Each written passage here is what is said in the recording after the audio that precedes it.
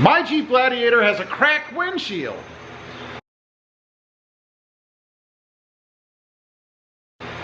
Well, good afternoon everybody, and welcome back to the channel. That's right, my Gladiator has a cracked windshield, or a chip in the windshield.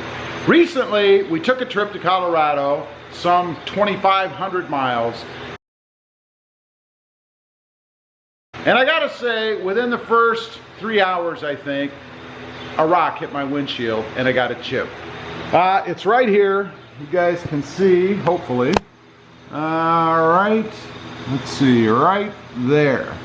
It's kind of hard to see, but that's it right there. It's one of those little webbed out, kind of little, not webbed out, but little spidered out chips. Now, I did go ahead and I bought a couple of kits today that I'm going to try to fix that chip.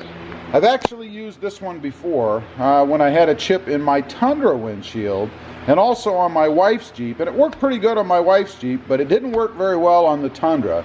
The chip actually continued to spread. Then I also saw this 3M kit, so I've never used this before, and I think what I'm going to do is go with this one. So I'm going to set you guys up and we're going to see if I can fix the chip in this windshield. The kit, by the way, costs about 10 bucks. I'll leave a link down below if anybody's interested in picking one up. But 10 bucks versus, I don't know, $300, $400, $500 for a new windshield, it's worth a try. Okay, got everything laid out here. These are all the pieces and parts along with the instructions that come with it. Step number one is to grab this razor blade that came with it and to scrape across the crack to remove any debris, I guess, or glass that might be stuck in the crack. Next up, we're supposed to align the applicator base, that's this thing, over the hole. So the hole that's in the windshield should be right in the center of this once we stick it down with the suction cups around the actual crack in the windshield. So we'll do that next. Okay, there you can see that's done. The little chip is right in the center of this hole. Let's take a step inside, see if you guys can see it from the inside here, and to make sure that I have it properly set up. There you go. Again, I don't know if you can see it. Right here's the crack, and it does look to me to be almost dead on in the center. So I think we're good. So we'll move on to the next step. Okay, next step is to screw the resin chamber, this part here, into the unit that we've got on there already, so that this end just barely, but does, make contact with the glass, because this hole is where the resin is going to feed out once you screw this pressure device in into the crack or the chip. So we're going to go ahead, screw this down, and we can actually look from the inside to make sure that we have this in there properly. So you want to screw that down until it just makes contact, and then we need to look at it from the inside to make sure that it's over the crack or over the chipped spot,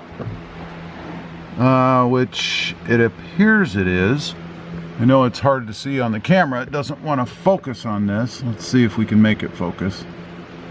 Probably not, but it is right over the chip right there in the glass, so I think we've got that right. Next up, we're supposed to take the resin and squeeze 4 to 6 drops into the resin chamber, which is right here. Once we do that, we're supposed to take this pressure nozzle, which is this piece right here, screw this down until it's screwed almost all the way in, it says, and then leave it sit for 4 to 6 minutes. Now, one other thing, it mentions that you can use a hairdryer or a heat gun.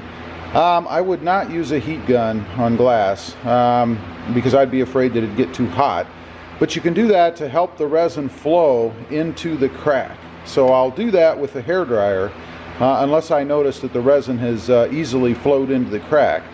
After that, leave it sit for 4 to 6 minutes and then repeat the process as far as unscrewing the pressure, this little pressure nozzle, and then putting it back in again.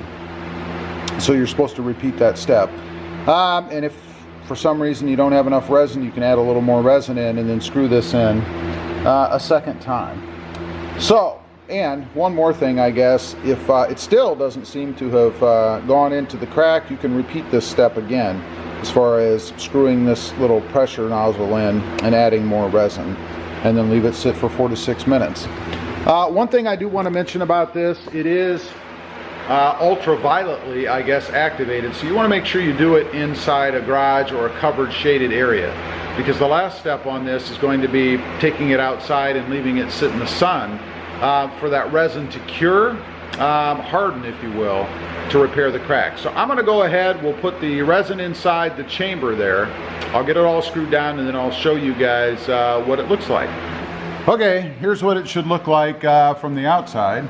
You can see we have the pressure nozzle here screwed all the way in like we're supposed to. No leakage, so that to me means we have a good seal on there. A little problem I had when I did this before is I didn't, and it would leak out. I think I didn't screw it in far enough.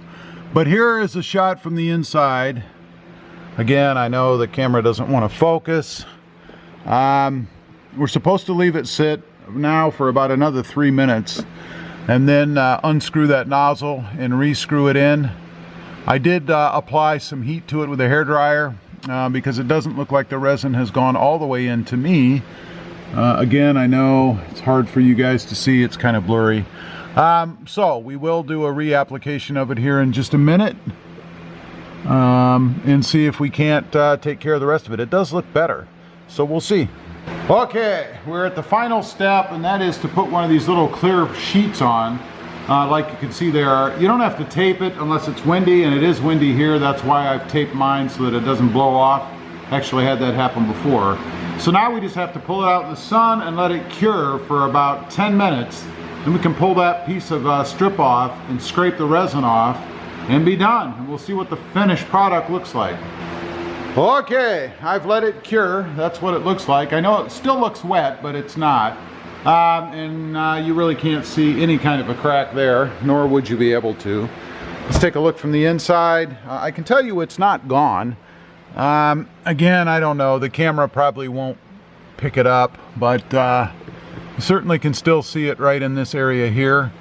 Again, I know you guys probably can't see it, but I'm gonna take this film off. What you're supposed to do next, and this is the last, well, second to last step maybe, is go ahead and take the film off and then scrape the remaining resin you can see here off. And then if you still have a rut or a divot, if you will, where the initial impact was, put another drop on there, let it cure, and then scrape that off to get a smooth finish. So we'll see if I have that or not. Okay, I'm all done. Full disclosure, I did reapply this stuff about probably 4 or 5 times, just because I wasn't real happy with what I was seeing. So let's take a look. I don't know if you'll even be able to see it, probably not. Right here, let's see if I can see it, right here is the little dot from the impact point. Again, I don't know if you guys can even see that. We'll take a look on the inside, and probably going to be just as difficult to see in here. I can see it with the naked eye. It did fill pretty well, but let's see, it's right here, and maybe different angles, I don't know. It is very difficult to see on camera, but I certainly can see it still with the naked eye. So it doesn't give you complete coverage, but nonetheless, it is much better, and my whole goal in doing this is to keep it from webbing out, from spreading, so that I have to replace the windshield. This stuff, I think, is probably better for filling chips in the window that haven't caused any kind of webbing. In other words, a little nick in the windshield. I found several other little nicks that I had, and I went ahead and filled those, and they're basically completely gone. You'd never see them. So it's really good for that, and maybe that will stop a chip from forming. I don't know, but a fly buzzing me. But it is really good for that. Anyway, leave a comment down below. Let me know if you've ever used this stuff and what kind of success you've had with it. I'd be curious. I think in the end, it's probably better to just go to a professional, have them use their little vacuum thing to create a better seal and force the resin down into the crack. But anyway, for 10 bucks, that's worth a try. As usual, appreciate you guys watching. Real quick, shameless plug, if you haven't before, and you're interested, check out my other channel. It's all about my 2020 Toyota Tacoma, right up there. Don't forget to click that notification bell so that you don't miss out on any upcoming videos. And click that subscribe button real quick on the way out. Thanks for watching. Stay safe out there. Bye.